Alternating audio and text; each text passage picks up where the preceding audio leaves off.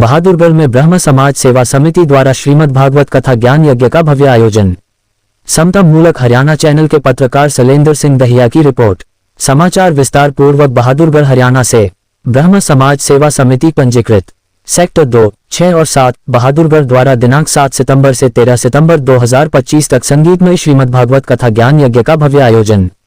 भगवान परशुराम ब्राह्मण धर्मशाला सेक्टर 2 बहादुरगढ़ निकट गौरी शंकर मंदिर में बड़े उत्साह और श्रद्धा के साथ किया जा रहा है।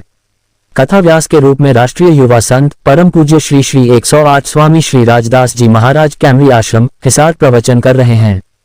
उनके मुखारविंद से निकली दिव्य वाणी श्रोताओं के हृदय को स्पंदित कर रही है।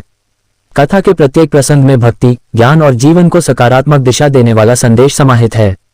श्रीमद् भागवत महापुराण हमारे सनातन धर्म का वह अनुपम ग्रंथ है जो केवल धार्मिक ग्रंथ ही नहीं बल्कि जीवन जीने की कला का मार्गदर्शन भी करता है।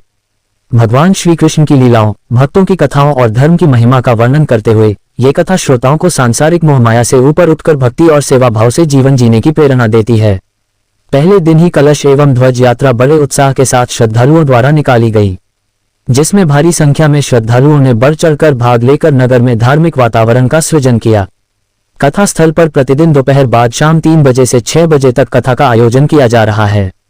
पवित्र कथा के दौरान प्रतिदिन बड़ी भारी संख्या में श्रद्धालु उपस्थित होकर अमृतमयी कथा का श्रवण कर रहे हैं, इस दिव्य भक्ति रस का आनंद ले रहे हैं। बच्चों से लेकर बुजुर्गों तक सभी श्रोतागण भक्ति भाव में सराबोर होकर कथा व्यास महाराज जी के प्रवचनों से आध्यात्मिक ऊर्जा प्राप्त कर रहे हैं। आयोजन समिति द्वारा कथा स्थल पर श्रद्धालुओं के लिए उचित व्यवस्था की गई है, जिससे सभी बिना किसी असुविधा के श्रद्धालु कथा का आनंद प्राप्त कर रहे हैं।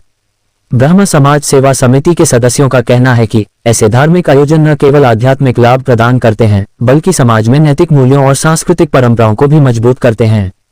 इस अवसर पर ब्रह्म समाज सेवा समिति ने सभी धर्मप्रेमी, समभक्तजन एवं नगरवासियों से अपील की है कि वे अधिक से अधिक संख्या में पधारकर इस पावन कथा का श्रवण कर पुण्य लाभ अर्जित करें।